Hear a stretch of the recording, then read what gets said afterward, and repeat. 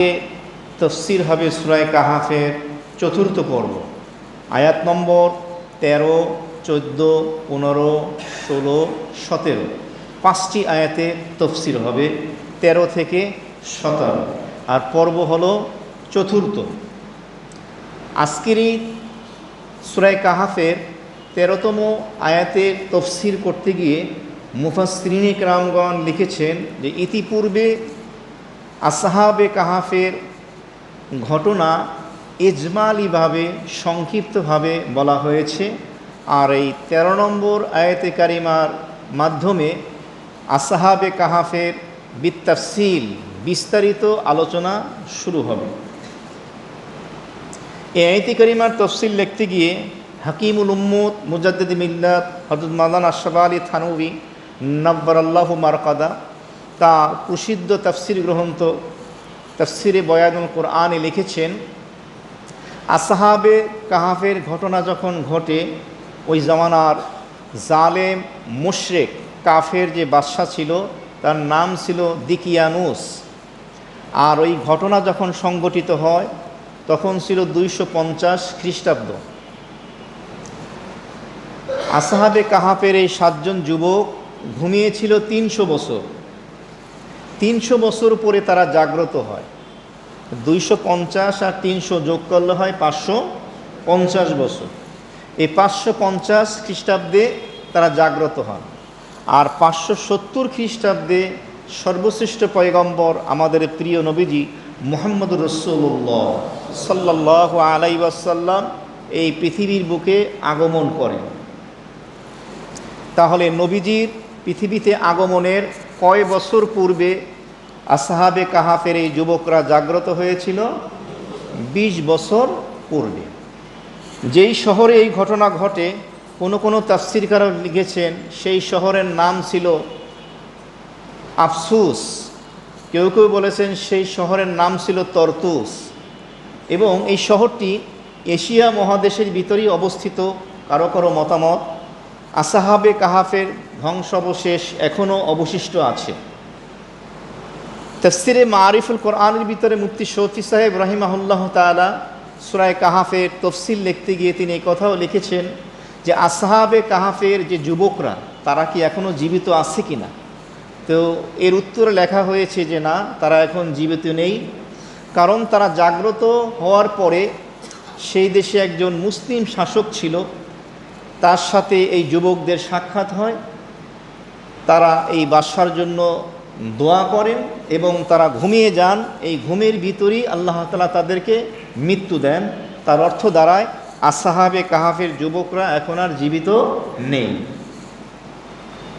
এবার আসি আমরা সূরা কাহাফে 13 নম্বর আয়াতে তাফসীর নিয়ে আলোচনা করি। আল্লাহ তাআলা কি বলছেন? রব্বুল আলামিন বলছেন, নাহনু নাকুসু আলাইকা নাবাআহুম বিল হক ইন্নাহুম ফিতয়াতুন আমানু বিরাব্বিহিম ওয়া জিদনাহুম হুদা। আল্লাহ তাআলা বলেন, নাহনু নাকুসু, আমি ইতিবৃত্তান্ত আলোচনা করছি, আলাইকা, হে আমার নবী মুহাম্মদ সাল্লাল্লাহু আলাইহি ওয়াসাল্লাম, আপনার নিকটে, নাবাআহুম, নাবাউন শব্দের অর্থ হলো কাহিনী, কিংবদন্তি, ঘটনা। এই হুম জমির এর মার্জা হলো আসহাবে কাহাফ। ওই যে 7 জন যুবক ঈমানকে বাঁচিয়ে রাখার জন্য, কুফর এবং শিরিক থেকে ঈমান আকীদাকে মুক্ত রাখার জন্য, নেক আমলকে বেদাত থেকে পবিত্র রাখার জন্য তারা আত্মগোপনে গিয়েছিল একটি পাহাড়ের গুহায়। তাদের ঘটনা বিল হক, সঠিকভাবে, যথার্থভাবে। এই 13 নম্বর আয়াতে কারিমার মাধ্যমে আসহাবে কাহাফের ওই যুবকদের ঘটনা বিস্তারিত শুরু হলো। এখানে আল্লাহ তাআলা বললেন, নাহনু নাকুসু আলাইকা, হে আমার নবী, আপনার কাছে আমি ঘটনা বর্ণনা করছি বিস্তারিতভাবে। নাবাউন, ওই কাহাফবাসীদের ঘটনা, বিলহাক, সঠিকভাবে। এই বিলহাক শব্দের ব্যাখ্যায় মুফাসসিরিনে কেরামগণ লিখেছেন, খ্রিস্টান সম্প্রদায়ের ভিতরে সন্ন্যাসীতে যাওয়া নির্জনে একাকিত্বে গিয়ে একাকী ইবাদত বন্দেগী করার প্রচলন ছিল। ইসলামের বিধান হলো লা রাহবানিয়াতা ফিল ইসলাম, ইসলামের ভিতরে কোনো সন্ন্যাসী নেই, বৈরাগ্যতা নেই। ইসলাম সমাজে বসবাস করবে, বিবাহ শাদী করবে, স্ত্রীর হক সন্তানদের হক আদায় করবে, মানুষের হক আদায় করবে, এর ভিতরেই আল্লাহ নেকি রেখে দেবেন। এই ইবাদতের মাধ্যমে সে জান্নাত কামাই করবে। সুবহানাল্লাহ।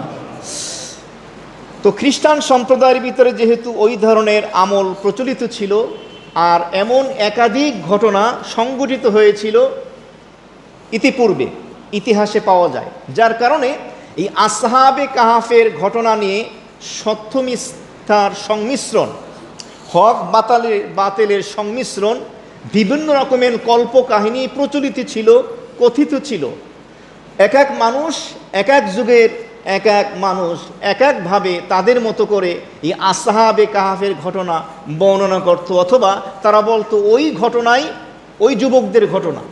যার কারণে মক্কার কাফের মুশরিক নেতৃবৃন্দের প্রস্তাব নিয়ে যখন দুইজন গিয়েছিল মদিনায়, মদিনার ইহুদি আলেম পণ্ডিতদের কাছ থেকে যে 3টা প্রশ্ন শিখে এসে নবীজিকে প্রশ্ন করা হয়েছিল, 3টা প্রশ্নের একটা প্রশ্ন ছিল আসহাবে কাহাফ সম্পর্কে। ওই 7 জন বা 9 জন যুবক যারা পাহাড়ের গুহায় আত্মগোপন করেছিল, তাদের ঘটনাটা কি? তুমি সত্য নবী রসুল হয়ে থাকলে আমাদেরকে জানাও। এই জন্য আল্লাহ তাআলা বললেন, নাহনু নাকুসসু আলাইকা নাবাআহুম বিল হক। আসহাবে কাহাফের ঘটনা আপনাকে আমি ইতিবৃত্তান্ত বিস্তারিতভাবে আলোচনা করে শোনাচ্ছি বিল হাক, যথার্থভাবে। তার অর্থ আল্লাহ বুঝাচ্ছেন এই বিল হাকের মাধ্যমে এই সঠিক যে ঘটনা, তথ্য নির্ভর যতটুকু সঠিক সেটাই আপনার কাছে আমি বর্ণনা করছি, এখানে মিথ্যার কোনো সংমিশ্রণ নেই।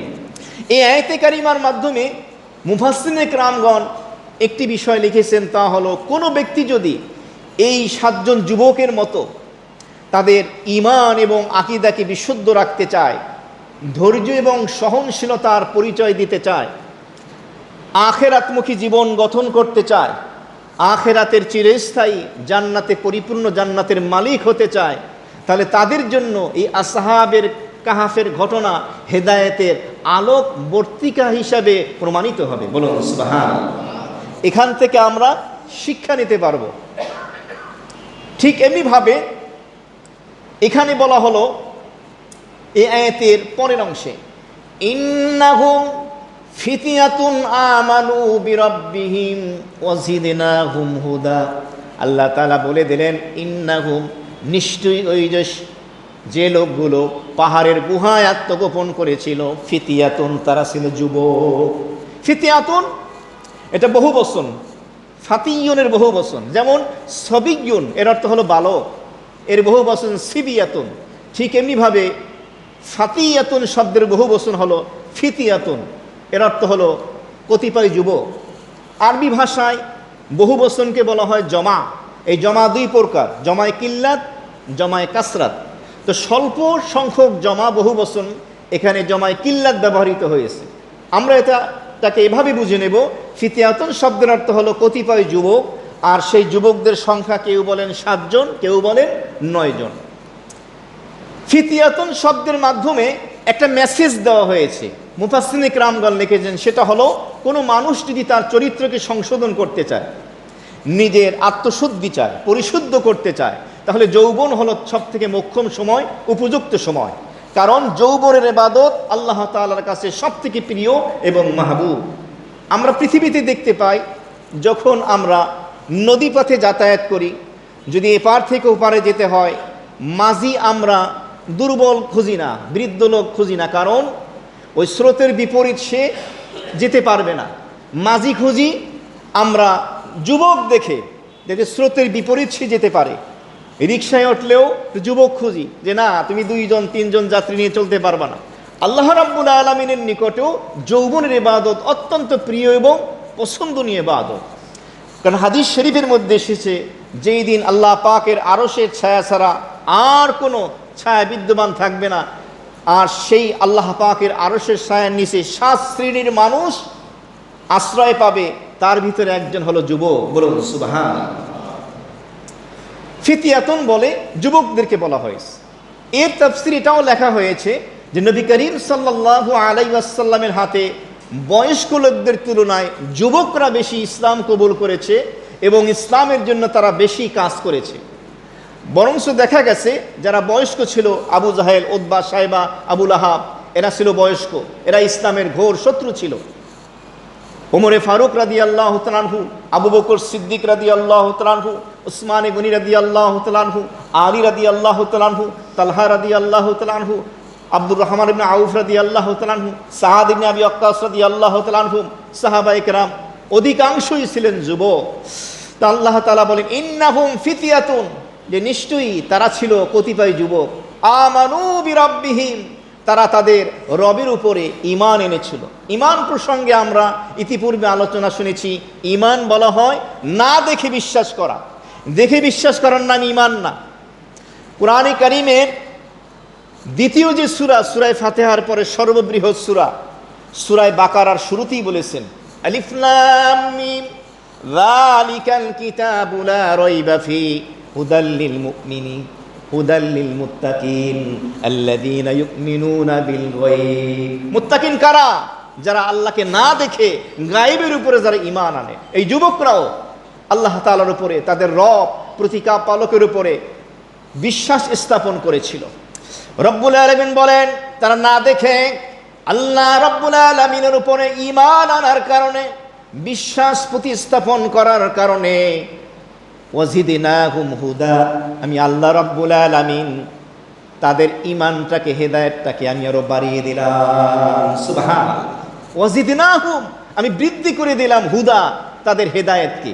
এই হুদান শব্দের ব্যাখ্যায় মুফাসসিরিনে কেরামগণ লিখেছেন এর অর্থ হলো তাদের কে আমি ঈমানের মতো দৌলত দান করলাম, বসিরাত দান করলাম, অর্থাৎ দূরদর্শিতা দান করলাম, এবং তাদের ঈমানের ভিতরে আমি তরক্কি, উন্নতি দাঁড় করলাম।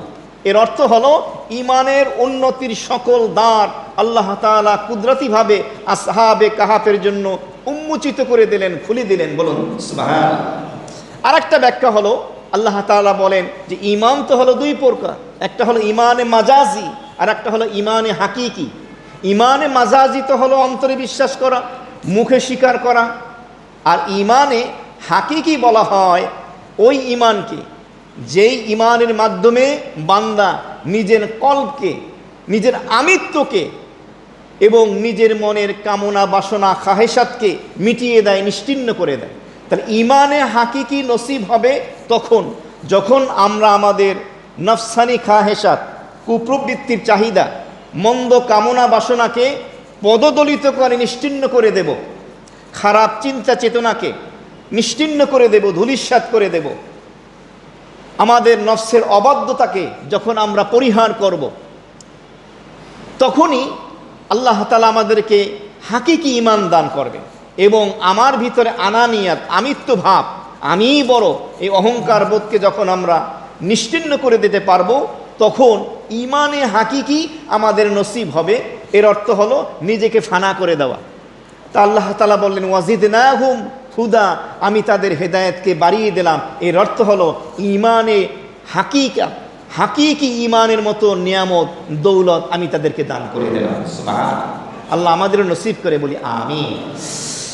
এই গেল 13 নম্বর আয়াতে কারিমা। এবার আসি 14 নম্বর আয়াতে কারিমা। আল্লাহ তাআলা কি বলছেন? ওয়ারাবাতনা আলা কুলুবিহিম ইয কামু ফাকালু রব্বুনা রব্বুস সামাওয়াতি ওয়াল আরদ লান নাদ'উ মিন দুনিহি ইলাহান লাকাদ কুলনা ইদান শাতাতা। আল্লাহ তাআলা বলেন ওয়ারাবাতনা আলা কুলুবিহিম, সুদৃঢ় করে দিলাম তাদের অন্তরকে, হৃদয় আত্মাকে। কলবুন শব্দের অর্থ হলো হৃদয় আত্মা, এর বহু বচন হলো কুলুবুন।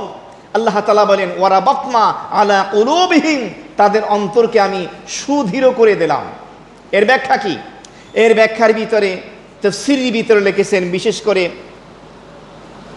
তাফসীরে মাজহারি কাদি সানাউল্লাহ পানিপতি রহমাতুল্লাহ আলাই এই আয়াতের তাফসীর লিখেছেন। এর অর্থ হলো তারা তাদের ঈমানকে হেফাজত করার জন্য, ন্যাক আমলকে সংরক্ষণ করার জন্য যখন তারা বাড়িঘর, জায়গা জমিন, টাকা পয়সা, ধন দৌলত, আত্মীয় স্বজন, বাবা মা সকলকে ছেড়ে যখন যাচ্ছে, এই যাওয়ার যে একটা মায়া, এই মায়াটা আমি দূর করে দিলাম এবং তাদেরকে ধৈর্যশীল বানিয়ে দিলাম অটল অবিচল থাকার জন্য। এমনিভাবে ইজহারে হক, সত্যকে যেন তারা নির্ভীকভাবে নির্ভয়ে প্রকাশ করতে পারে, এই অনুভূতি তাদের ভিতরে তৈরি করে দিলাম। ঠিক এমনিভাবে তাদের ভিতরে হিম্মত, সাহস দিয়ে দিলাম যে তারা যেন এই জালেম অমুসলিম বাদশার সামনে রুখে দাঁড়াতে পারে। এমনিভাবে তারা যেন তাদের কল্পের হৃদয়কে অর্থাৎ ফানা করে দিতে পারে। মানুষের সৃষ্টিজীবের কোনো ধ্যান ধারণা তাদের ভিতরে যেন না আসে, কোনো জিনিসের মোহ যেন তাদের ভিতরে না থাকে। আর তাদের অন্তরের উপরে আল্লাহ তাআলা বলেন, আমি আল্লাহ রাব্বুল আলামিনের খৌফ খশিয়াত, ভয়, ভীতি, আল্লাহর আজমত, শ্রেষ্ঠত্ব, মহত্ব, মোহব্বত, ভালোবাসা আমি মজবুত করে দিলাম। বলো সুবহানাল্লাহ। কি চমৎকার ব্যাখ্যা দিয়েছেন। তো ওয়ারাবাতনা আলা কুলুবিহিম, তাদের অন্তরকে আমি সুদৃঢ় করে দিলাম, এই ব্যাখ্যা দেওয়া হলো। কিসের ব্যাপারে? তারা যেন হকের পথে থাকতে পারে, হকের উপরে অটল অবিচল থাকতে পারে, এই ব্যাপারে। এবং তারা যেন নির্ভীকভাবে দীপ্ত কণ্ঠে এই ঈমানের কথাগুলো যেন তারা বলতে পারে। এই জন্যই তাদের অন্তরের হালাত এমন হয়ে গেল, ঈদ কমু, যখন তাদের ওই জমানার 7 জন যুবকের রাষ্ট্রের রাষ্ট্রনায়ক জালেম বাদশাহ, অমুসলিম বাদশাহ, মূর্তি পূজক দিকিয়ানুস বাদশাহ যখন তাদেরকে ডেকে নিয়ে আসলো এবং তাদেরকে বলতে লাগলো, আমি শুনতে পেয়েছি তোমরা এক আল্লাহকে মানো, তাওহীদে বিশ্বাসী, সুতরাং আমি তোমাদেরকে বলতেছি তোমরা আমার বানানো এই মূর্তিগুলোর ইবাদত বন্দেগী করবে। এই জন্য বাদশাহ তাদেরকে মালামাল ভৎসনা করতে লাগলো, তাদেরকে ভয় দেখাতে লাগলো, ধমকি দিতে লাগলো। এদা কমু, এভাবে ধমকি দিতে লাগলো। এই ধমকি বর্তমান বিশ্বে 2024 সালেও বিদ্যমান আছে। ফেসবুক, ইন্টারনেটের মাধ্যমে দেখতে পাই। ভারতে অনেক মুসলমানদেরকে 2 দিন আগেও দেখলাম, এক বয়স্ক লোক দাড়িওয়ালা, তাকে জোর করে বলানো হচ্ছে বলো জয় শ্রীরাম, বলেন নাউজুবিল্লাহ। না বলার কারণে ওই বাবার বয়সী লোকটাকে বেদম প্রহার, রক্তাক্ত করে ফেলল। অনেক যুবককে, যুবতীকে এরা ধরে বলে তোমাকে বলতে হবে জয় শ্রীরাম, বলেন নাউজুবিল্লাহ। অর্থাৎ শিরিকি কালেমা তাদের মুখ থেকে বলতে বলা হয়, কিন্তু তারা বলে না, আমরা মুসলমান, আমরা বলবো এক আল্লাহর কথা, এ কথা বলবো না। যখন দিকিয়ানুস জালেম বাদশাহ তাদেরকে ধমকি দিল, ভৎসনা করতে লাগলো, তখন তারা কি করলো? ঈদ কমু, ওই 7 জন যুবক নির্ভীকভাবে নির্ভয়ে দাঁড়িয়ে গেল এবং তারা বলতে লাগলো, ফাকালু, তারা বলতে লাগলো, তোমাকে কিসের খোদা মানব? তুমি নিজের হাতে পাথর খোদাই করে মূর্তি বানিয়েছ, ওই মূর্তি কোনোদিন খোদা হতে পারে না, স্রষ্টা হতে পারে না, সৃষ্টিকর্তা হতে পারে না, বরংস রব্বুনা, আমাদের রব, আমাদের প্রতিপালক হলেন একজন, তিনি হলেন রব্বুস সামাওয়াতি ওয়াল আরদ, তিনি হলেন আসমান এবং জমিনের প্রতিপালক, আসমান জমিনের স্রষ্টা, তিনিই হলেন আমাদের রব। তো এখানে তারা দীপ্ত কণ্ঠে কথা ব্যক্ত করলো। হাদিস শরীফের মধ্যে এসে নবী করিম সাল্লাল্লাহু আলাইহি সাল্লাম ইরশাদ ফরমান, আফজালুল জিহাদ কালিমাতু হাক্কুন ইনদা সুলতানিন জায়ের, সর্বোত্তম জিহাদ হলো কোন জালেম বাদশার বিরুদ্ধে হক কথা বলে দেওয়া। কোন জালেম অত্যাচারী বাদশা, তার বিরুদ্ধে যদি কেউ হক কথা বলতে পারে, হাদিসের ভাষায় বলা হয়েছে আফজালুল জিহাদ, সর্বোত্তম জিহাদ। এই 15-16 বছর খুব কম মসজিদই এমন পাওয়া গেছে যেখান থেকে হকের পক্ষে, বাতিলের বিপক্ষে, জালেমের বিপক্ষে কথা বলা হয়েছে খুব কম। এখন শুনতে পাবেন, কারণ যেহেতু কাঁঠাল রানী জয় বাংলা হয়ে গেছে, এখন আর টেনশন নাই, এখন সমস্যা নাই। কিন্তু এতদিন খুব কমই শোনা গেছে। আমার বয়ান শোনার পরে অনেকে আমাকে পার্সোনাল হয়ে বলছে, হুজুর একটু কম বইলেন, কথাবার্তা একটু সাবধানে বললেন। আমি জুমায় বলছি, আমি বলতে যদি ভয় না পাই, আপনাদের শুনতে এত ভয় কিসের জন্য? হক কথা বলা এটা দায়িত্ব, ইমানি দায়িত্ব, নিজ জায়গায় থেকে। তো ওই যুবকরা সেই সত্য কথা, হক কথা বলেছিল। তারা বলেছিল ঈদ কম, তারা গৌরবের সাথে বলেছিল, গর্ব করে বলেছিল। এর অর্থ অহংকার নয়, কারণ তাদের অন্তরটাকে আল্লাহ তাআলা সুদৃঢ় করে দিয়েছিলেন, মজবুত করে দিয়েছিলেন। এই কারণে যুবকরা বলেছিল ফাকালু রব্বুনা রব্বুস সামাওয়াতি ওয়াল আরদ, শোনো আমাদের রব তো হলো একজন, তিনি হলেন আসমান এবং জমিনের রব, ভূমণ্ডল উপমণ্ডলের স্রষ্টা, সৃষ্টিকর্তা, প্রতিপালনকারী। লান নাদউয়া মিন দুনিহি ইলাহান, সুতরাং কশ্চিনকাল আমরা তাকে বাদ দিয়ে আর কোনো ইলাহ ডাকবো না। লান নাদউয়া, আমরা আহ্বান করবো না, ডাকবো না, দোয়া করবো না, চাইবো না। মিন দুনিহি, ওই এক আল্লাহকে বাদ দিয়ে, ইলাহা, আর কোনো উপাস্যকে আমরা খুঁজবো না, চাইবো না।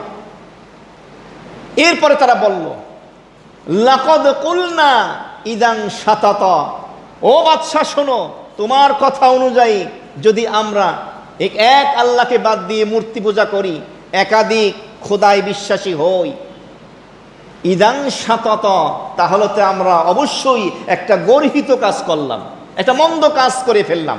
তোমার কথা অনুযায়ী শিরিক হয়ে যাবে, মুশরিক হয়ে যাবে আমরা, নাউযু বিল্লাহি মিন যালিক। লাকাদ কুলনা, আর যদি তোমার কথা অনুযায়ী আমরা বলে ফেলি ইদান শাতাতা, তাহলে আমাদের এই কাজটা গর্হিত কাজ হবে। শাতাতা, এই শাতাতুন শব্দের অর্থ হলো হক থেকে, সত্য থেকে দূরে সরে যাওয়া, সত্যতা থেকে, সততা থেকে, সাদাকাত থেকে বাহির হয়ে যাওয়া এবং জুলুমের অন্তর্ভুক্ত হয়ে যাওয়া। সুতরাং এই কাজটা আমরা করতে পারি না, এই কাজ আমরা করব না, এই কথা তারা বলে ফেলল। এরপরে আসি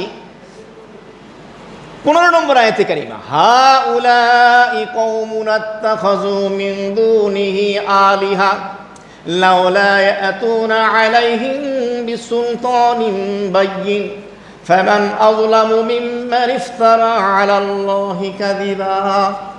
হাউলাই, এই সকল, কওমুনা, কওম শব্দের অর্থ হলো গোত্র এবং জাতি, সম্প্রদায়। তো তারা বলল হাউলাই কওমুনা, এই যে আমাদের জাতি, আমাদের সম্প্রদায়, ইত্তাখাযু, তারা গ্রহণ করেছে, মিন দুনিহি, এক আল্লাহকে বাদ দিয়ে, আলিহা, ইলাহুন শব্দের বহুবচন হলো আলিহা, একাধিক খোদা।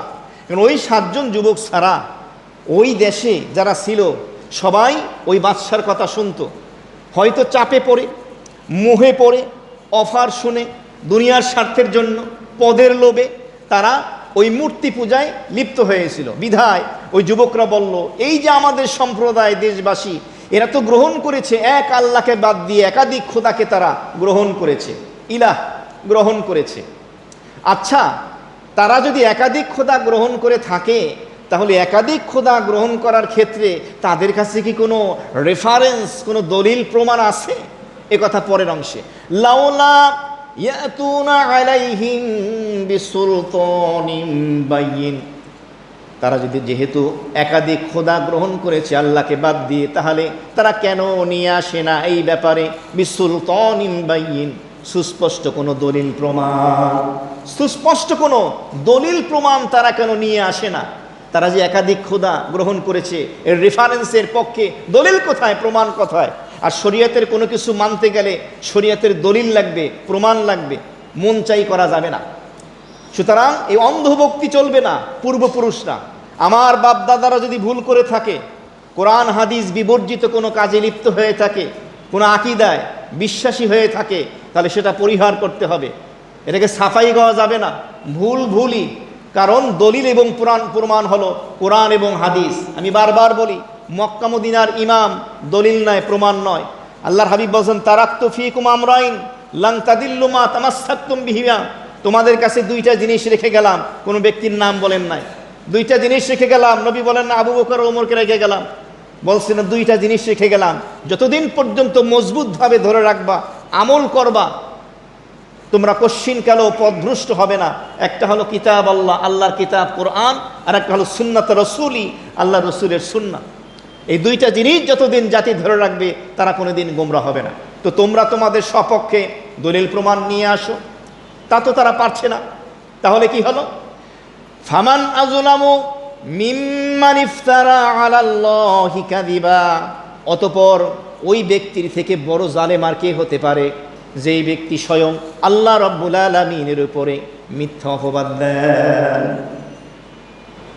একাধিক খোদা মানা এক আল্লাহকে বাদ দিয়ে, তার মানে হলো কি? আল্লাহর সাথে শিরিক করা হচ্ছে। স্রষ্টা খোদা কয়জন? একজন। কারণ আল্লাহ নিজেই বলছেন সূরা ইখলাসে, কুল, হে নবী আপনি বলেন, হুয়াল্লাহু, তিনি আল্লাহ, আহাদ, তিনি কয়জন? একজন, অদ্বিতীয়, তার কোনো প্রতিদ্বন্দ্বী নেই, তার সমকক্ষ নেই, তার দ্বিবচন বহুবচন নেই, স্ত্রীলিঙ্গ নেই। লাম ইয়ালিদ ওয়া লাম ইউলাদ, তিনি সন্তান দেন না, আর তিনি নিজেও জন্মগ্রহণ করেন না। আল্লাহুস সামাদ, যিনি অমুখাপেক্ষী। ওয়া লাম ইয়াকুল লাহু কুফুয়ান আহাদ, এবং তার সমকক্ষ কেউ নেই। এই সূরা ইখলাস যদি পড়ি আমরা এখানে তাওহীদের শিক্ষা পাবো। আল্লাহ তাআলার ডেফিনেশন কি, আল্লাহর পরিচয় যদি কেউ জানতে চায়, সূরা ইখলাসের অনুবাদ এবং তার তাফসীর পড়তে বলবেন। কুল হুয়াল্লাহু আহাদ আল্লাহুস সামাদ লাম ইয়ালিদ ওয়া লাম ইউলাদ ওয়া লাম ইয়াকুল লাহু কুফুয়ান আহাদ। অত্যন্ত দামি মূল্যবান এই সূরা। ফামান আযলামু মিম্মান ইফতারা আলাল্লাহি কাযিবা, ওই ব্যক্তি হলো সবথেকে বড় জালেম যে আল্লাহ রাব্বুল আলামিনের উপরে মিথ্যা আরোপ করে। এই ব্যক্তি হলো সবথেকে বড় জালেম। কারো উপরে মিথ্যা অপবাদ দেওয়া, সেটা যদি ব্যক্তিও হয়। এক হাদিসে আসছে, নবীজি বলেন, ইজতানিবু সাবউল মুবিকাত, তোমরা 7টা ধ্বংসাত্মক গুনাহ থেকে বেঁচে থাকো। এমন 7টা গুনাহ যেগুলো ধ্বংসাত্মক, মুবিকাত বলা হয়েছে, যেগুলো তোমাকে জাহান্নামে নিয়ে যাবে। বলেন নাউযুবিল্লাহি মিন যালিক। কবিরা গুনাহ, মারাত্মক গুনাহ। ওই 7টা গুনার মধ্যে থেকে একটা গুনাহ হলো কোনো সতী সাধ্বী নারীর উপরে মিথ্যা অপবাদ দেওয়া।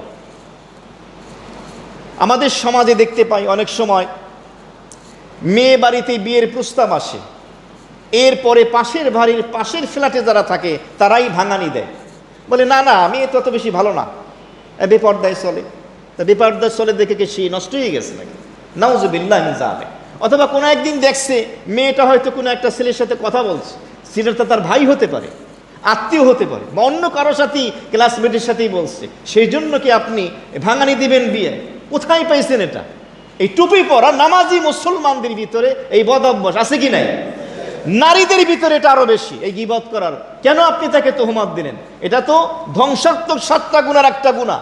তাহলে মানুষের উপরে যে অপবাদ দেয় সেটা যদি মারাত্মক গুনাহ হয়, তাহলে এই অপবাদ যদি আল্লাহর উপরে দেয়, গুনাহ ছোট হইবে? আরো বড় হবে না?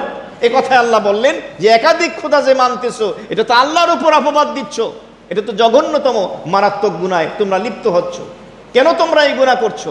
সাবধান, এই গুনাহ তোমরা করো না। কারণ এটা জুলুম, আর জুলুম যে করে সে জালেম হয়ে যায়। এর একটা ব্যাখ্যা হয়েছে যে আল্লাহর সাথে শিরিক সাব্যস্ত করা, আর একটা ব্যাখ্যা হলো আল্লাহর জন্য সন্তান সাব্যস্ত করা।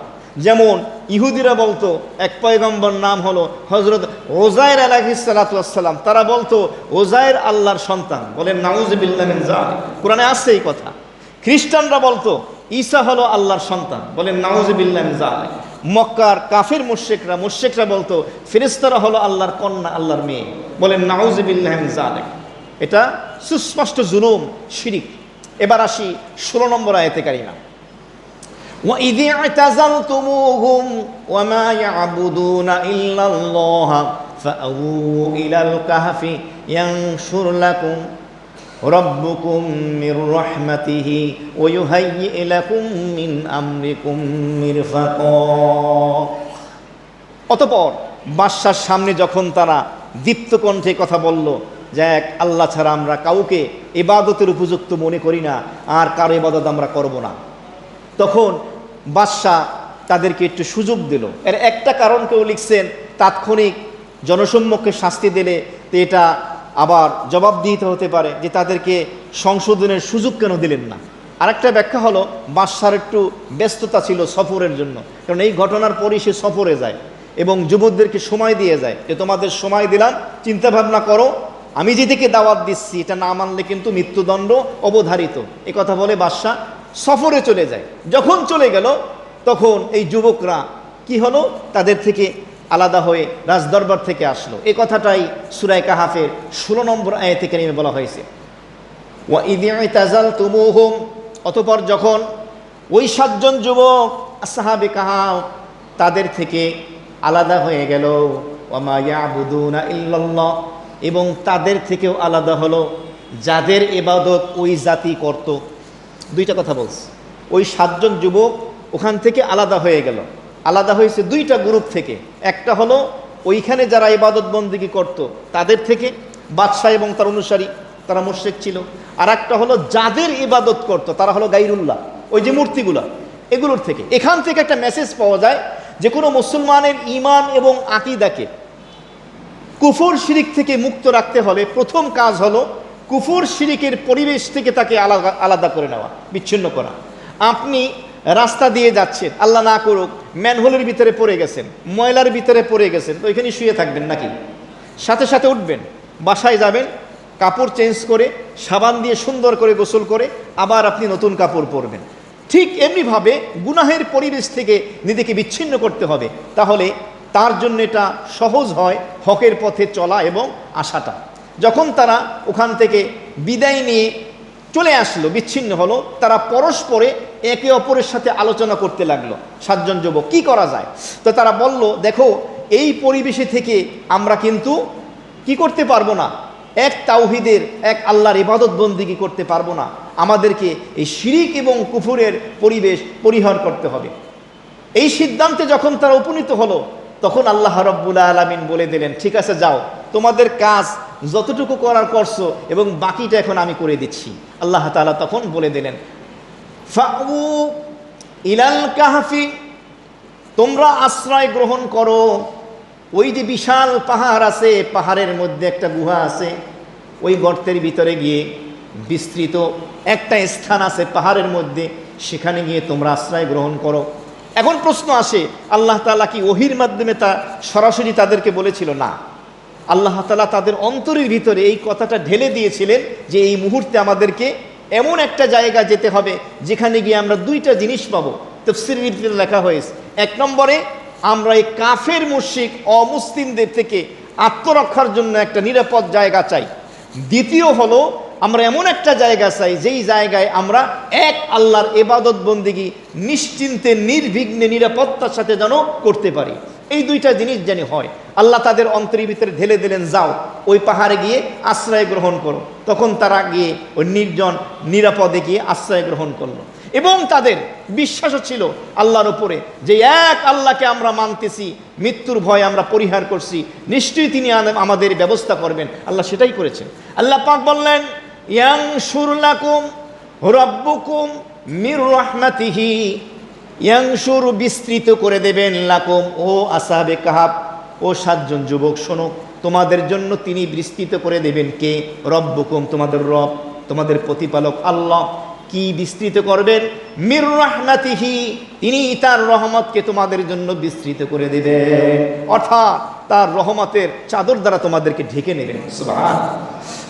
শুধু তাই নয়, ওয়ুহাইয়্যি লাকুম মিন আমরিকুম মিরফাকা, তোমাদের জন্য প্রস্তুত করে দেবেন। ওয়ুহাইয়্যি, প্রস্তুত করে দেবেন তিনি তোমাদের রব, লাকুম, তোমাদের জন্য, মিন আমরিকুম, তোমাদের যেই ব্যাপারটা, মিরফাকা, যেভাবে সুচারুরূপে আঞ্জাম দেওয়া যায়। তার অর্থ হলো তোমাদের এই কাজটা সুন্দরভাবে যেন আঞ্জাম দেওয়া যায়, এই ব্যাপারে তিনি তোমাদের সহায়তা করবেন, প্রস্তুত করে দেবেন। এর মানে কি? এর মানে হলো তোমরা টেনশন করো না, এই পাহাড়ের গর্ত দিয়ে ঢুকবা, অন্ধকার গুহার ভিতরে থাকবা, এতটুকু জায়গায় এই 7 জন যুবক কেমনে থাকবা, নড়াচড়া কেমনে করবা, কেমনে আশ্রয় নেবা, লুকিয়ে থাকবা, ভয়ের কোনো কারণ নাই। ওই আল্লাহ রহমতের মাধ্যমে তোমাদের সুন্দর সুব্যবস্থা করে দেবেন। সুবহানাল্লাহ, চমৎকার ব্যবস্থা তিনি তোমাদের জন্য করে দেবেন। কি ব্যবস্থা? পরবর্তী 17 নম্বর আয়াতে কারিমের ভিতরে সেই বিষয়টি ব্যক্ত হয়েছে। আজকের সর্বশেষ আয়াতের তাফসীর, আল্লাহ পাক বলে দিলেন, ওয়া তারাশ শামসা ইযা তালাআত তাযাওয়ারু আন কাহফিহিম যাতাল ইয়ামিনি ওয়া ইযা গরাবাত তাকরিদুহুম যাতাশ শিমাল ওয়া হুম ফি ফাজওয়াতিন মিন যালিকা মিন আয়াতিল্লাহ মান ইয়াহদিল্লাহু ফাহুয়াল মুহতাদ ওয়া মান ইউদ্লিল ফালা তাজিদ লাহু ওয়ালিয়াম মুরশিদা। চমৎকার ব্যবস্থা করে দিলেন। কি ব্যবস্থা করে দিলেন তাদের জন্য? আল্লাহ তাআলা বললেন, হে মুহাম্মদ সাল্লাল্লাহু আলাইহি সাল্লাম, আপনি লক্ষ্য করে দেখবেন একটা অর্থ। আর একটা অর্থ হলো, যে কোনো দর্শক যদি সে দেখতে চায় আসহাবে কাহাফের জন্য আল্লাহ পাক কি সুন্দর বন্ধ ব্যবস্থা করেছেন, তাহলে তারা যেন তাকায়। কি তাকায়? ওয়াতারা, আপনি তাকিয়ে দেখেন, আর শামসা, সূর্যটা, ইদা তলাআত, যখন উদিত হয়, সূর্যটা যখন পূর্ব দিগন্ত থেকে উদিত হয়, তো এই যে পাহাড়টা ছিল আসহাবে কাহাফ যেখানে অবস্থান করেছিল, আত্মগোপনে গিয়েছিল, সেই পাহাড়টা ছিল দক্ষিণমুখী। তো সূর্যটা যখন উদিত হয়, তাযাওয়ারু, অতিক্রম করে, আন কাহফিহিম, আসহাবে কাহাফের এই পাহাড়টাকে, যাতাল ইয়ামিন, ডান দিক থেকে। সূর্য যখন পূর্ব দিক থেকে ওঠে, তো ডান দিক থেকে পাহাড় এভাবে আলোটা অতিক্রম করে। ওয়াইদা গরাবাত, আর যখন সূর্য পশ্চিমে অস্তমিত হয় সন্ধ্যায়, তাকরিদুহুম যাতাশ শিমাল, তখন সূর্যটা বাম দিকে চলে যায়। এর ব্যাখ্যা কি? এর ব্যাখ্যায় বলা হয়েছে, সরাসরি সূর্যের আলোটা যেন পাহাড়ে না পড়ে, কারণ পড়লে ওই সূর্যের আলোর গরমের তীব্রতায় ওই 7 জন যুবকের কষ্ট হবে। আল্লাহ তাআলা কুদরতিভাবে সূর্যটা ওঠার সময় পাহাড়ের ডান দিকে, ডোবার সময় বাম দিকে সূর্যটার কিরণ আলোটাকে এমনভাবে সেট করে দিলেন, প্রস্তুত করে দিলেন, সূর্যের আলো ঠিকই পৌঁছত, কিন্তু সূর্যের গরমের তীব্রতা তাদেরকে স্পর্শ করতে পারত না। সুবহানাল্লাহ, কি চমৎকার রহমতের বন্দোবস্ত আল্লাহ তাআলা করে দিলেন। এখান থেকে একটা ব্যাখ্যা হলো, আলোর প্রয়োজন, কারণ সেখানে যদি আলো না থাকে তাহলে তাদের জীবন ব্যবস্থা কঠিন হয়ে যাবে, বেঁচে থাকাটা কঠিন হয়ে যাবে, আলোর প্রয়োজন আছে। দ্বিতীয় নম্বরে হলো, সাথে সাথে তিনি ছায়ারও ব্যবস্থা করে দিলেন। আর একটা ব্যাখ্যা হলো যে আল্লাহ রাব্বুল আলামিন তাদেরকে কুফর এবং শিরিকের জুলুমাত, অন্ধকার থেকে আল্লাহ তাআলা হেদায়েতের আলোর দিকে নিয়ে আসলেন। সুবহানাল্লাহ। আর একটা ব্যাখ্যা হলো, মুফাসসিরিনে কিরামগণ লিখেছেন, জালেম অমুসলিম দিকিয়ানুস বাদশার জুলুম থেকে, অত্যাচার থেকে আল্লাহ রহমতের মাধ্যমে তাদেরকে আলোর দিকে নিয়ে আসলেন, নাজাতের দিকে, মুক্তি পরিত্রাণের দিকে তাদেরকে নিয়ে আসলেন। আর একটা ব্যাখ্যা হলো, তাদেরকে আল্লাহ এই যে রহমতের চাদর দ্বারা ঢেকেছেন, তাদের কাজকে প্রস্তুত করে দেবেন। এর অর্থ হলো আল্লাহ তাআলা তাদেরকে এমন একটা পাহাড়ের সন্ধান দিলেন, যেই পাহাড়ে গিয়ে তারা আত্মগোপন করতে পারে, আশ্রয় গ্রহণ করতে পারে। ঠিক এমনিভাবে তারা যেন সেখানে সুস্থভাবে বেঁচে থাকতে পারে এবং তারা যেন আরামে বসবাস করতে পারে। আর এটা যে আল্লাহ তাআলার পক্ষ থেকে হবে, এই বিশ্বাস তাদের অন্তরে তৈরি করে দিয়েছেন কে? আল্লাহ। তো হেদায়েতের তৌফিক দিয়েছেন তাদেরকে, এই কথা এখানে বলা হলো। ওয়াহুম ফি ফাজওয়াতিন মিন, অথচ তারা ছিল সেই পাহাড়ের মধ্যে একটা বিস্তীর্ণ জায়গায় অবস্থান করতেছিল। বাহ্যিকভাবে তো সূর্যের প্রচণ্ড আলো, তীব্রতা, এই গরম তাদের পৌঁছার কথা, যেহেতু তারা মাঝখানে অবস্থান করছেন, কিন্তু না, তারা আল্লাহর পথে চলার কারণে, আল্লাহকে পাওয়ার কারণে তারা কি করেছে? তারা বরঞ্চ আল্লাহ তাআলার রহমতের মাধ্যমে আলো পেয়েছে, কিন্তু গরমের কষ্ট থেকেও আল্লাহ তাদেরকে বাঁচিয়ে এনেছেন। চমৎকার এক কথা এখানে বলে দেওয়া হলো।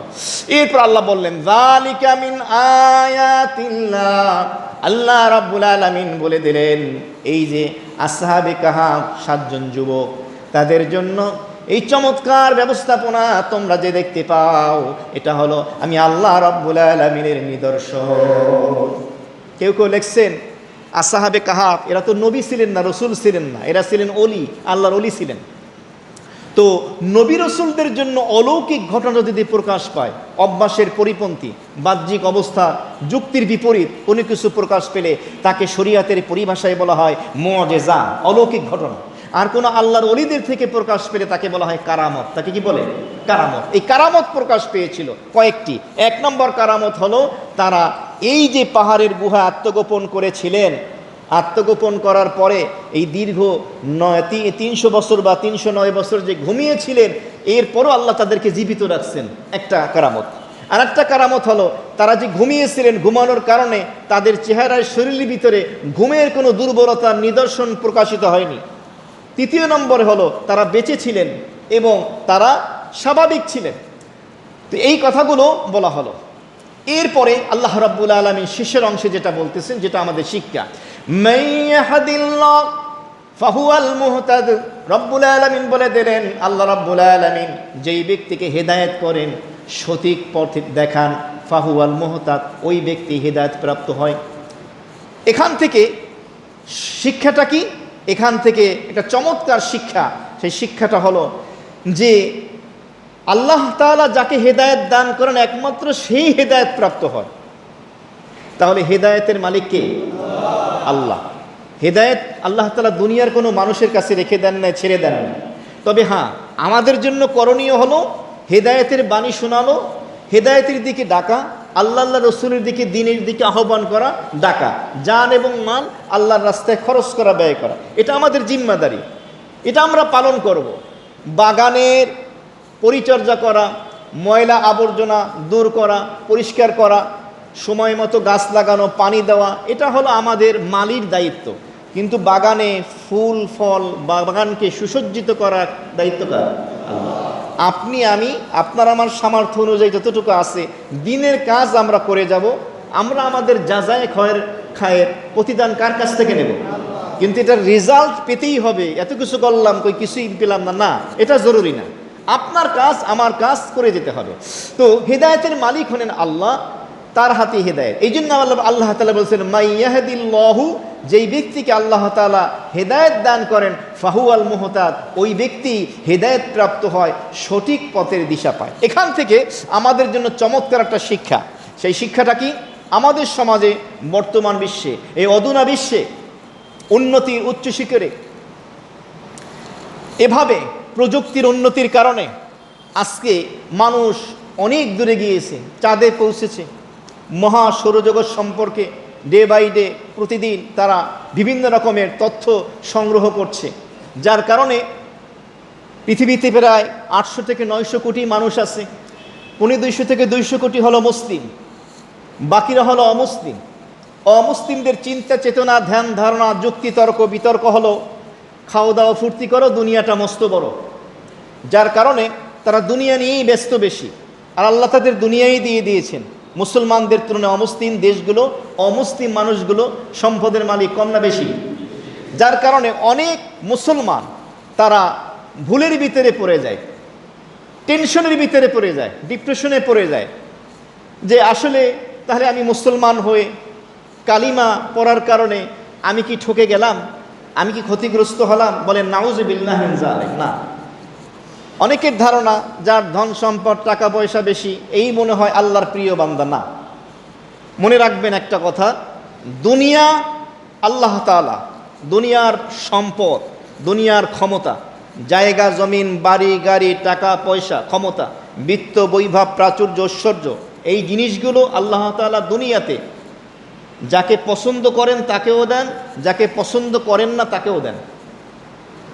যাকে পছন্দ করেন মানে মুসলমান, আর যাকে পছন্দ করেন না তারা কি? অমুসলিম। তাহলে দুনিয়া মুসলমানকেও দেন, অমুসলিমকেও দেন।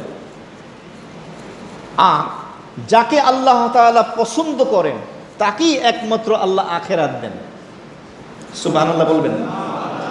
দিনের সমঝ, দিনের বুঝ, দিনের উপরে চলা, ইসলামকে মানা, আল্লাহ রসুলকে ভালোবাসা, এই মতাদর্শের উপরে জীবনটা গড়া, ধৈর্য ধারণ করা, ইবাদত বন্দেগী করা, এটা দেন একমাত্র যাকে আল্লাহ পছন্দ করেন, তার সম্পদ থাকুক বা না থাকুক। তাহলে আল্লাহর প্রিয় পছন্দনীয় বান্দা আমি হতে পেরেছি কিনা, তার মাপকাঠি কি ক্ষমতা, টাকা, সম্পদ নাকি দিনদারি? কথা বলেন। দিনদারি। যদি আপনার আমার ভিতরে দিনদারি আছে, আলহামদুলিল্লাহ বলেন। নারী হোক পুরুষ হোক, আপনি দেখতে কালো হন, অসুন্দর হন, বেটে হন, মোটা হন, অশিক্ষিত হন, কোনো কিছু আসে যায় না। যদি আপনি দিনদার হয়ে থাকেন, আপনি আল্লাহর প্রিয় পছন্দনীয় বান্দা। অত্যন্ত দামি কথা, সমস্ত প্রশ্নের সমাধান হয়ে যাবে এখান থেকে। সুতরাং দ্বিধাদ্বন্দ্বের ভিতরে যেন আমরা না পড়ি, এই কথাটা মনে রাখতে হবে। আল্লাহ পাক যাকে হেদায়েত দেন একমাত্র সেই। তবে হ্যাঁ, এই হেদায়েত আল্লাহর কাছে চাইতে হবে। এটাকে তৌফিক বলে, এটা আল্লাহর কাছে চাইতে হবে, চেয়ে নিতে হবে। আর এই হেদায়েত যদি কারো না হয়, তৌফিক যদি কারো নসিব না হয়, ওর কপাল পড়ছে জনমের পোড়া। উদাহরণ দিই, যাকে আল্লাহ তাআলা হেদায়েত দিবেন না, তৌফিক দিবেন না নেক আমলের, ওই লোকটা মসজিদের নিচে বসে থাকবে, মসজিদের পাশে দোকানে বসে থাকবে, ওর নামাজ পড়ার তৌফিক হবে না। আর যাকে আল্লাহ হেদায়েত দেবেন, নেক আমলের তৌফিক দেবেন, ও ওই 100 কাঠা থেকে এসে জামাতে নামাজ পড়বে। সুস্থ সবল মানুষ আর মসজিদে আসার তৌফিক হবে না। অসুস্থ মাজুর মানুষ এই মসজিদে অসংখ্য আছে, মুসল্লি যারা অসুস্থ বয়স্ক, এরপরও 5 ওয়াক্ত নামাজ মসজিদে এসে জামাতে পড়ে, তাকবীরুলের সাথে পড়ে। মনে রাখবেন, পৃথিবীতে নিয়ম হলো সরকারি চাকরি করলে, ঠিক মতো ডিউটি পালন করলে, অনেক কর্মকর্তাকে যখন তারা অবসর নেয়, রিটায়ার্ড করে, পেনশন দেয় কি দেয় না? আবার অনেক কর্মকর্তাকে এভাবে যতদিন জীবিত থাকে তাদেরকে একটা মাসিক ভাতা দেয় কি না? স্বামী মারা গেলে কে পায়? স্ত্রী পায় না? আমার আল্লাহ রাব্বুল আলামিন বলেন, তোর যৌবন থাকতে, তোর শরীরের শক্তি থাকতে তুই যদি 5 ওয়াক্ত নামাজ মসজিদে গিয়ে জামাতে পড়ো, কোনো কারণে যদি অসুস্থ হয়ে যাও, মাজুর হয়ে যাও, দুর্বল হয়ে যাও, বার্ধক্য চলে যাও, মসজিদে যদি আসতে না পারো, আমি তোকে জামাতের সওয়াব দান করব। কিন্তু আপনি আসবেন না যৌবন থাকতে, সুস্থ থাকতে, শেষ বয়সে রিটায়ার্ডের টাকা শুয়ে শুয়ে খাইবেন, সরকার দিবে? সরকার না দিলে আল্লাহ কেন দিবে? তো যে কথা বলতেছিলাম, তৌফিক এটা আল্লাহর কাছ থেকে চাইতে হবে। এই জন্য মুফাসসিরিনে কেরামগণ বলেন যে বিশেষ করে কোরআনে কারিমের এই আয়াতে কারিমাটা তোমরা বেশি বেশি পড়বা। 5 ওয়াক্ত ফরজ নামাজের পর অন্তত একবার রব্বানা লা তুযিগ কুলুবানা বা'দা ইদ হাদাইতানা ওয়া হাব লানা মিন লাদুনকা রাহমা ইন্নাকা আনতাল ওয়াহ্হাব। এই আয়াতে কারিমা যদি আমরা প্রতিনিয়ত পড়ি, তাহলে আল্লাহ তাআলা আমাদেরকে হেদায়েতের দৌলত দ্বারা সম্মানিত করে দেবেন। সুবহানাল্লাহ। এক পড়বেন, তাহলে আর হেদায়েত থেকে ইনশাল্লাহ আপনি মাহরুম, বঞ্চিত হবেন না। শেষের অংশ, এরপরে রব্বুল আলামিন বলে দিলেন, ওয়ামান ইউদ্লিল ফালান তাজিদা লাহু ওয়ালিয়াম মুরশিদা। আর যেই ব্যক্তিকে রব্বুল আলামিন গোমরা করে দেন, পথভ্রষ্ট করে দেন, পথহারা বানাইয়া দেন, ফালান তাজিদা লাহু, কশিন কেন তার জন্য তোমরা পাবে না ওয়ালিয়াম মুরশিদা, কোনো পথ প্রদর্শনকারী, কোনো অভিভাবক তোমরা আর খুঁজে পাবা না। তাহলে আল্লাহ তাআলা তাকে গোমরা করেন, পথভ্রষ্ট করেন, পথ হারা করেন, তার জন্য আর সঠিক পথের অভিভাবক খুঁজে পাওয়া যাবে না। এখানে একটা প্রশ্ন আসে, আল্লাহ যদি গোমরা করে দেন, পথভ্রষ্ট করে দেন, তাহলে বান্দার দোষ হবে কেন? প্রশ্ন আসে কি না? আল্লাহ নিজেই যদি গোমরা করে দেন, পথভ্রষ্ট করে দেন, পথ হারা করে দেন, মসজিদ বিমুখ বানিয়ে দেন, তাহলে এই বেচারার কি দোষ? তো এটাকে আমরা সহজভাবে আমরা বুঝবো। সূরা বাকারার ভিতরেও আছে, খতামাল্লাহু আলা কুলুবিহিম, আল্লাহ তাআলা তাদের অন্তরের উপরে মোহর মেরে দিয়েছেন, যার কারণে তারা কান দিয়ে ভালো কথা, হেদায়েতের কথা শুনতে পারে না, চোখ দিয়ে আল্লাহর হেদায়েতের নূর দেখতে পারে না, হেদায়েতের পথে চলতে পারে না। তো এর প্রশ্ন হলো, আল্লাহই তো তারে মোহর মেরে দিয়েছেন, আল্লাহ তাআলাই তাকে গোমরা করছেন, তাহলে এই বেচারার দোষ কেন হবে? তো এর উত্তরে মুফাসসিরিনে কেরামগণ চমৎকার এক দৃষ্টান্ত, উপমা দিয়েছেন। সেই দৃষ্টান্তটা হলো এই, দুইজন ছাত্র একই কলেজে লেখাপড়া করে, একই স্কুলে লেখাপড়া করে। তো এক ছাত্র নিয়মিত ক্লাসে যায়, টিচারদের কথা মনোযোগ সহকারে শোনে, এরপরে সে ঠিকমতো লেখাপড়া করে। আর এক ছাত্র ঠিকমতো ক্লাসে আসে না, টিচারদের কথা শোনে না, ঠিকমতো লেখাপড়া করে না। তাহলে প্রথম ছাত্রও পরীক্ষা দেবে, দ্বিতীয় ছাত্রও পরীক্ষা দেবে। এখন যদি প্রথম ছাত্রটা রেজাল্ট ভালো করে আর দ্বিতীয়টা যদি খারাপ করে, এখন টিচার যদি বলে প্রথমটাকে, মাশাআল্লাহ বাবা তুমি ভালো রেজাল্ট করবা, আর দ্বিতীয়টা যেটাই পড়ে না, কথা শোনে না, ওরে বলে তুই তো খাইছো, এবার তুই তো ফেল করবি। হ্যাঁ, তাহলে যখন রেজাল্ট বের হলো, প্রথম ছাত্রটা উত্তীর্ণ হলো, কাঙ্ক্ষিত রেজাল্ট পেল, দ্বিতীয়টা ফেল করলো। ফেল করার কারণে ওই পরীক্ষার মার্কশিট নিয়ে টিচারের কাছে বলছে, স্যার আপনি বলার কারণে আমি ফেল করছি। এটা কি যুক্তিতে টানে? কথা বলেন। বলবে কেন? আপনি না বললেন পরীক্ষার আগেই তুই ফেল করবি, আর আমার অমুক সাথীরে বললেন যে সে পাশ করবে। তখন টিচার কি বলবে, তোমার যে অবস্থা, এটার দ্বারা বোঝা গেছে তুমি ফেলটু স্বভাব।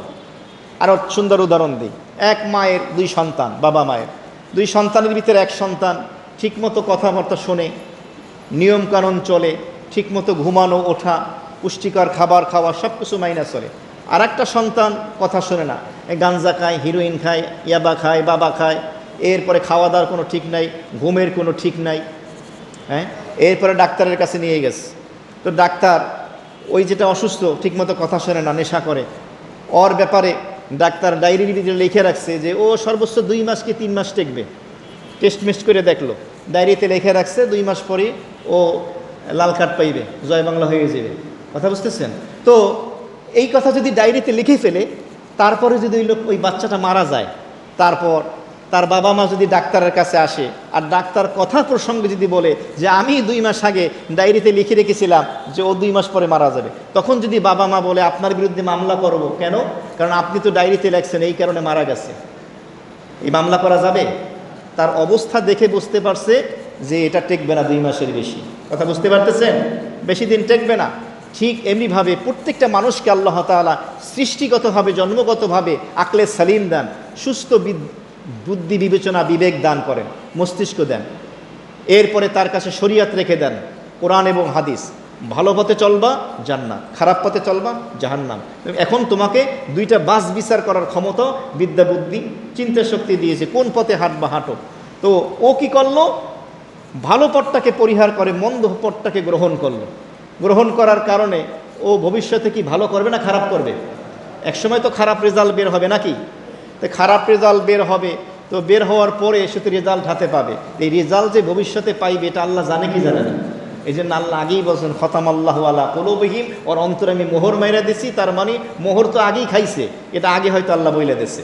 যার কারণে এখানে বলা যাবে না আল্লাহ নিজেই গোমরা করেছেন, না, ও নিজে গোমরা করছে, যার কারণে ও আর এটা খুঁজে আর পাবে না। মুহতারাম হাজিরিন, আজকে আমরা সূরা কাহাফের 4 নম্বর পর্বে 13 থেকে 17 এই 5টা আয়াতে কারিমার ভিতরে বিভিন্ন আঙ্গিকে আমাদের বর্তমান প্রেক্ষাপট, বর্তমান বিশ্ব নিয়ে, আমাদের জীবন ব্যবস্থা নিয়ে অনেকগুলো সবক এবং শিক্ষা চলে আসলো। আল্লাহ তাআলা আমাদেরকে বাস্তব জীবনে এটাকে আমলের মাধ্যমে বাস্তবায়ন করার তৌফিক দান করেন। আগামী শুক্রবার 13 তারিখ আমাদের অত্র ঐতিহাসিক এই ধূপখোলার মাঠে সিরাত মহাসম্মেলন হবে। দেশের বরেণ্য উলামায়ে কেরাম আসবেন, ওয়াজ নসিহত করবেন। আপনারা সকাল থেকে চলে আসবেন। এই মাহফিলে যারা শরিক হতে চান, আমার কাছে কুপন আছে, রশিদ বই আছে, আপনারা নিয়ে যাবেন আর সেখানে শরিক থাকবেন। এই জন্য আগামী শুক্রবার বাদেশা সুন্নাতের মজলিস হবে না, তবে শনিবার তাফসির হবে ইনশাআল্লাহ যথারীতি সূরা কাহাফের 5ম পর্ব। অনেকেই দোয়া চেয়েছেন। মাসুম ভাই, ওনার আম্মু অসুস্থ, ওনার মেয়েটা অসুস্থ, দোয়া চেয়েছেন। বাবু ভাই, ওনার বাবা ল্যাবেইডে অসুস্থ, চিকিৎসাধীন, দোয়ার জন্য দরখাস্ত আবেদন করেছেন। আমরা দেশ এবং জাতির জন্য দোয়া করি। আলহামদুলিল্লাহি রাব্বিল আলামিন। রব্বানা যালামনা আনফুসানা ওয়া ইন লাম তাগফির লানা ওয়া তারহামনা লানাকুনান্না মিনাল খাসিরিন। اللهم ربنا آتنا في الدنيا حسنة وفي الآخرة حسنة وقنا عذاب النار. ربنا لا تزغ قلوبنا بعد إذ هديتنا وهب لنا من لدنك رحمة إنك أنت الوهاب. ربنا هب لنا من أزواجنا وذرياتنا قرة أعين واجعلنا للمتقين إماما.